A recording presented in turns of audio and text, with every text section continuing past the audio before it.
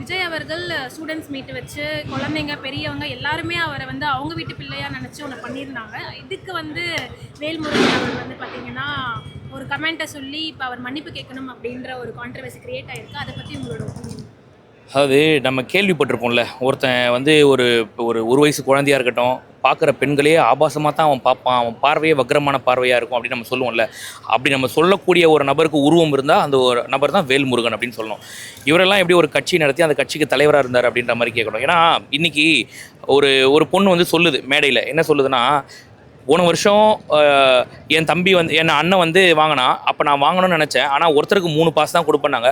இந்த இடத்துக்கு வரணுன்றதாக நான் படிச்சுட்டு இந்த இடத்துக்கு நான் வந்தேன் அப்படின்னு அந்த பொண்ணு சொல்லும்போது, ஸோ தளபதி அவர்கள் பண்ணக்கூடிய இந்த விஷயம் எப்படி இருக்குன்னா, ஒவ்வொரு ஸ்டூடெண்ட்ஸுமே வந்து இந்த இடத்துக்கு வரணும், அட்லீஸ்ட் நீ படிக்கலைன்னா கூட இதுக்காகவாது நீ படிக்கணும்டா அப்படின்னு சொல்கிற மாதிரி ஒரு விஷயம் பண்ணுறாருல. அது எத்தனை தலைவர்கள் பண்ணுறாங்க?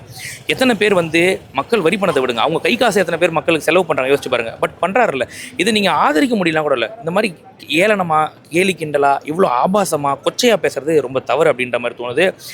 அதாவது நீங்கள் கேள்வி கேட்குறீங்கல்ல, ஒரு வயசு குழந்தை முத்தம் கொடுக்குது, அதில் என்ன உனக்கு ஆபாசம் தெரியுது உனக்கு? ரெண்டாவது விஷயம், லிப்கிஸ் கொடுக்குதுன்ற எங்கே நடந்துச்சு அந்த மாதிரி ஒரு விஷயம்?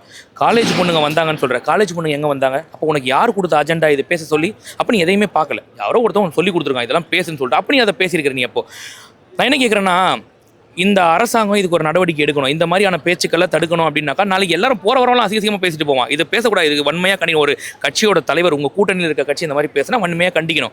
அவங்க ஆனால் அதை பண்ண மாட்டாங்க. ஏன்னா வந்து அவங்க பொன்முடியே ஆதரிக்கிறவங்க, அவங்க சிவாஜி கிருஷ்ணமூர்த்தியை ஆதரிக்கிறவங்க, அவங்க அந்த மாதிரிலாம் பண்ண மாட்டாங்க. நான் என்ன கேட்குறேன், வேல்முருகன் அவர்களே கேட்குறேன், நான் நீ உண்மையிலேயே பேசணும்னு நினச்சல, நீ வந்து இதெல்லாம் தப்பு, எப்படி நீ இந்த மாதிரி பண்ணக்கூடாதுன்னு கேட்குறல.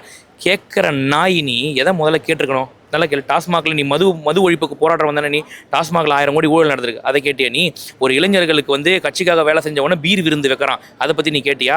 உன் மக்களை வந்து 200 ரூபா காசுக்காக வெயிலில் உட்கார வைக்கிறான் திமுக கட்சிக்காரன், அதை போய் கேட்டியா? இதுக்கு நீ வந்து கூட்டி கொடுக்கலாம், நீ அதை கேட்டியா? நீ கேட்க வேண்டியது அவ்வளோ இருக்குது. அதெல்லாம் விட்டுட்டு மாணவர்களை ஊக்குவிக்கிறார் ஒரு தலைவர், அதை வந்து இவ்வளோ கொச்சையாக பேசுகிற அப்படின்னாக்கா, எனக்கு என்ன தோணுதுன்னா, இவனை ஓட்டு போட்டு தேர்ந்தெடுத்தாங்க பாரு, அதுக்கு பதிலாக வேணா இந்த வேலையை பண்ணியிருக்கலான்னு வேணா சொல்லலாம். அதுக்கு வேணா பொருத்தமாக இருக்கும். அந்த மாதிரி தான் இருக்குது.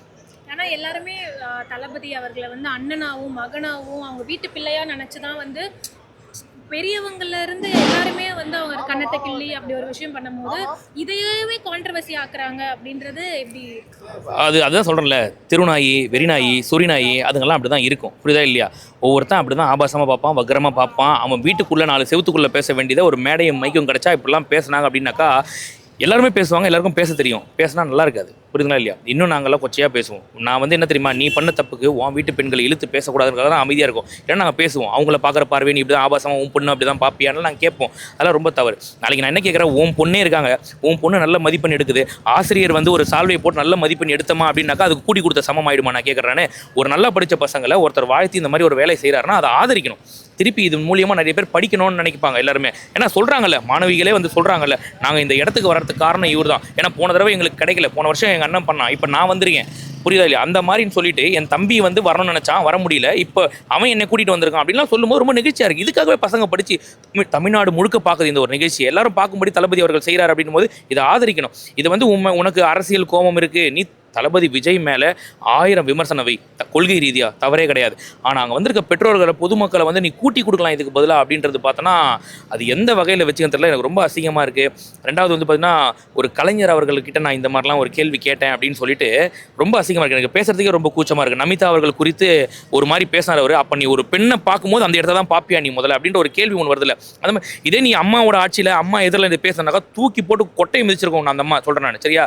நீ வந்து கலைஞர் இருந்தாலும் இவ்வளோ பேசி போகிற, ஒரு சீட்டுக்கும் 2 சீட்டுக்கும் அலையிற நாய் அவன்லாம். ஸோ எனக்கு வந்து இதுக்கு மேலே பேசணும் ரொம்ப ஏன் வாயில் அப்புறம் பச்சையான வார்த்தைகள் வந்துடும், அவனுக்கு எனக்கும் வித்தியாசம் இல்லாமல் போயிடும். புரியுதா இல்லையா? தலைமை என்ன சொல்லியிருக்குன்னா அந்த மாதிரிலாம் பேசக்கூடாதுன்னு சொல்லிச்சு. அதனால் நாங்கள் அதை கட்டுப்படுத்தி அதெல்லாம் பேசலை. பட் இது வன்மையாக கண்டிக்கணும். இதுக்கு அவர் மன்னிப்புலாம் வருத்தம்லாம் தெரிவிக்கல. அந்த நாய் மேலே கேஸை போடணும், கேஸை போட்டு உள்ள தள்ளணும். இனிமேல் ஒருத்தர் இந்த மாதிரிலாம் பேசக்கூடாது அப்படின்னு நான் என்ன கேட்குறேன், நீ தப்பு நடந்துச்சு, ஆபாசம் ஒரு விஷயம், கொச்சையாக ஒரு விஷயத்தை பார்த்தனா நீ கேளு, தப்பே கிடையாது. நடக்காத ஒரு விஷயத்தை நீ எப்படி பேசுகிறனாக்கா அது ரொம்ப தவறா இல்லையா? ஈசிஆர் ரோட்டில் வந்து ஏதோ கார் கேம் ஒன்று விளையாடுறாங்களா, கார் சாவியை போட்டு கொடுக்குறாங்களா, நீ மேடையில் நீ அதை பேசுகிற, தப்புன்னா கேளு, இல்லைன்னு சொல்லலை. அதை கேட்குற நாய் ஒரு அப்பார்ட்மெண்ட்டில் நடிகைக்கு 35 லட்சம் கொடுத்து ஆட வச்சிருக்காங்களே, அதையும் கேளு. அதை வந்து கேட்காத ஈசிஆர் ரோட்டில் கேட்குறன்ற, அதெல்லாம் பேசு, தப்பு கிடையாது. அதெல்லாம் பொது மேடையில் பேசுகிற இடம் கிடையாது. நீ தனியாக போய் ஒரு கம்ப்ளைண்ட் கூட வழக்கு தொடு, நீ அப்படி பண்ணணுமே தவிர அதை தாண்டி வந்து நீ மிரட்டல் விடுற மாதிரி இந்த மாதிரி ஆபாசமாக பேசுகிற மாதிரிலாம் பேசினா அதை விட பேசுவோம் ராஜா. நாங்கள்லாம் பயங்கரமாக பேசுவோம். தலைமை வேணான்னு சொல்லியிருக்கு, நல்லா அடக்கிட்டு இருக்கோம், வேறு ஒன்றுமே கிடையாது. விஜய் அண்ணா அப்படின்ற ஹேஷ்டேக்குமே இப்போ ட்ரெண்டிங்கில் போயிட்டு இருக்கு.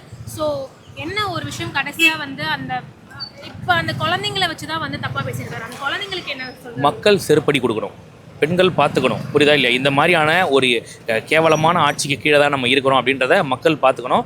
அதே மாதிரி மாணவிகள் எல்லாருக்கும் சொல்கிறேன், இந்த மாதிரி திருநாய்கள் சுரிநாய்கள்லாம் நிறைய வரும் போவோம். யாரும் வந்து மனசு வருத்தப்பட வேணாம். கண்டிப்பாக வந்து உங்கள் அண்ணன் தளபதி இருக்காப்புல, உங்களுக்காக அவர் இருப்பார் என்றைக்குமே. ஏன்னா வர உங்களை, அதாவது ஒரு அண்ணன்னு சொல்லி கட்டி பிடிக்கிற உங்கள் மனசில் ஒரு எந்த ஒரு வக்ரமும் கிடையாது. தங்கச்சி அப்படின்னு சொல்லி உங்கள் கூட நிற்கிற அவருக்கும் எந்த வக்ரமும் கிடையாது. பார்க்குற நாய்கள் அப்படி தான் பார்க்கும். இந்த மாதிரியான நாய்கள் தான் வந்து இந்த ஆணவ கொலை, கௌரவ கொலை பண்ணுற நாய்கள்லாம் இவங்க தான். இவங்களாம் இந்த நாட்டோட ஒரு சாபக்கேடு மாதிரி. இவங்களெல்லாம் தூக்கி போட்டு மிதிக்கணும், அவ்வளோதான், வேறு ஒன்றுமே கிடையாது. ஸ்ட்ராங்காக இருங்க, வெற்றி நிச்சயம். 2026 நமதே.